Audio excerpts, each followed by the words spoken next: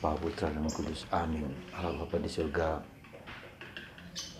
betapa kami menghadapi kesulitan-kesulitan yang besar di dalam keluarga. Ketidaksetiaan di dalam diri suami, istri, anak-anak dalam menghadapi komitmen mereka untuk membangun keluarga. Bantu keluarga-keluarga yang berantakan, yang hancur, yang tercerai-berai, sehingga mereka menyadari sebagai keluarga Allah yang harus berkorban satu sama lain. Terpujilah nama-Mu kini dan sepanjang segala masa. Amin. Saudaraku terkasih dalam Kristus, di zaman ini kita menghadapi kesulitan yang besar dalam keluarga. Bagaimana ketidaksetiaan dan godaan-godaan bagi para suami, bagi para istri, bagi anak-anak yang mengganggu. Entah godaan, terutama godaan dalam media sosial, di internet, ya, yang mempesona banyak orang, hingga tantangannya menjadi semakin berat di zaman ini. Kesetiaan dan ketidaksetiaan terhadap komitmen merupakan tantangan yang harus dihadapi. Dan ketika sudah terjadi, katakanlah kekacauan, terjadi perselisihan dan terjadi malapetaka, maka akan mengalami kesulitan. Meski demikian, kita harus sadar bahwa Kristus selalu dapat memulihkan yang jelek sekalipun. Hari ini Yesus ditantang oleh pertanyaan yang sangat menarik, ya, bagaimana dengan perceraian? Ya, di zaman dulu, zaman Yesus sudah ada perceraian dan berkali-kali. Dan hukum Musa mengatakan bahwa pria harus meninggalkan orang tuanya bersatu dengan istrinya. Demikian juga istri harus meninggalkan orang tuanya bersatu dengan suaminya.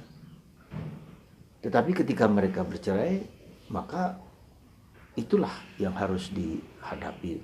Ya, dan Yesus mengatakan ketika mereka melakukan perzinahan, maka itu adalah sesuatu yang hidup bersama orang lain, itu adalah perzinahan. Jadi saudaraku terkasih dalam Kristus, sekali lagi persoalan keluarga adalah salah satu persoalan yang sangat sentral di zaman sekarang ini. Di zaman saat ini, sungguh-sungguh sentral. Di mana kita ditantang oleh godaan-godaan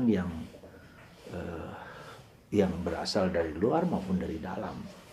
Dari luar bisa godaan karena hiburan-hiburan yang tidak menarik, tapi godaan dari dalam justru lebih parah, terutama ketidakdewasaan pribadi manusia, emosi yang tidak dewasa, tidak matang, ya, ketidaksiapan untuk membangun keluarga.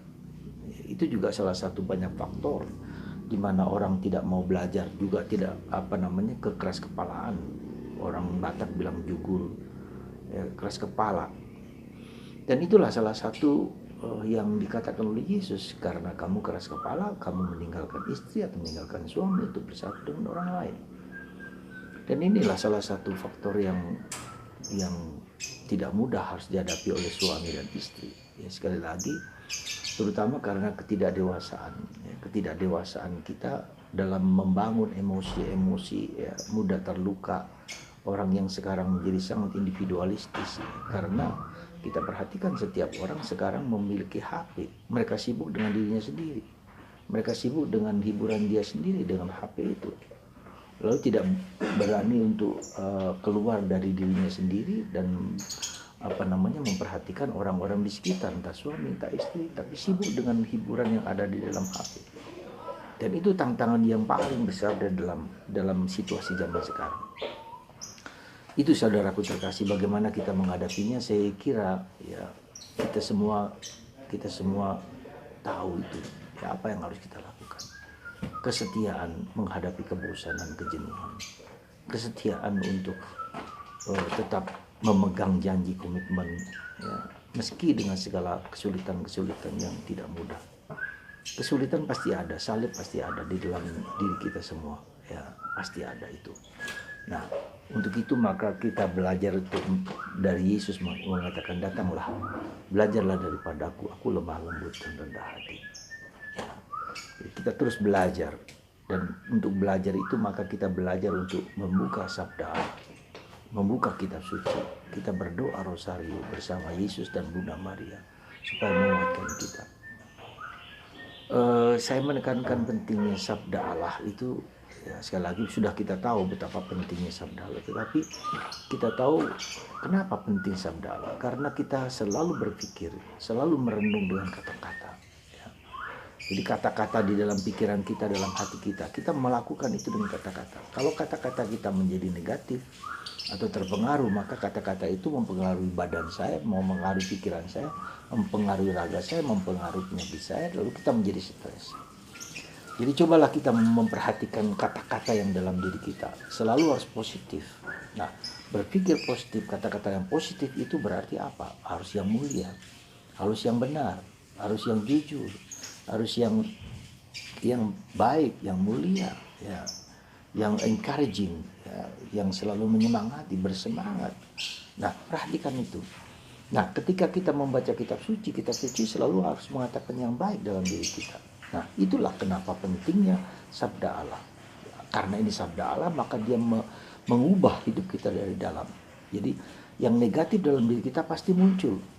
Yang negatif itu yang jelek, yang kotor, yang hina, ya, mulai dari itu semua. Yang jahat, ya, yang discouraging, yang selalu melecehkan. Jadi perhatikan kata-kata itu yang kita pakai, karena kita berpikir dengan kata-kata, hidup dengan kata-kata. Itu pentingnya sabda Allah. Maka sabda Yesus itulah, sabda Allah itulah yang pelan-pelan akan mengubah kata-kata yang negatif dalam diri kita.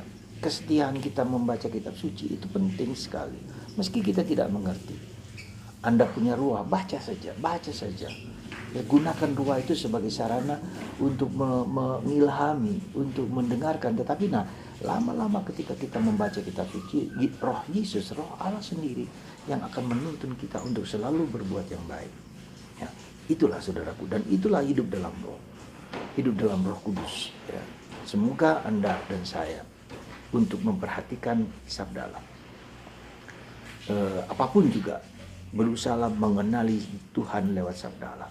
Nah, di dalam konteks perkawinan inilah Yesus bicara ada orang yang tidak menikah karena kerajaan Allah. Ada orang yang tidak menikah karena disengaja atau dikebiri, karena dulu ada juga, ya, tapi sekarang mungkin tidak ada lagi. Tetapi sekarang orang-orang yang tidak menikah karena kerajaan Allah.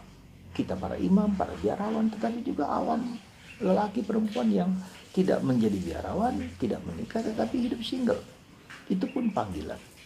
Maka itu, saudaraku terkasih, mari kita mencoba melihat panggilan-panggilan ini dalam konteks kerajaan Allah. Sekali lagi, dalam konteks kerajaan Allah, dalam konteks menyelamatkan umat manusia, menyelamatkan hidup saya. Nah, disitulah kita berjuang dan bergulat untuk terus-menerus mencari kebenaran, ya, hidup dalam kata-kata yang positif, dalam kata-kata yang baik, kata-kata yang mulia, kata-kata yang luhur. Ketika ada sesuatu yang tidak luhur, tidak baik, maka kita belajar terus-menerus mengubah hidup kita dengan kata-kata yang baik. Tuhan memberkati Anda dan memberkati kita semua, sehingga kita hidup dalam sabda Allah, hidup dalam roh Allah.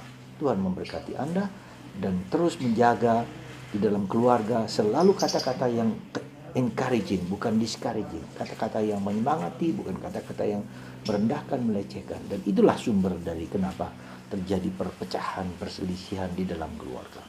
Jadi bersumber dari diri kita sendiri.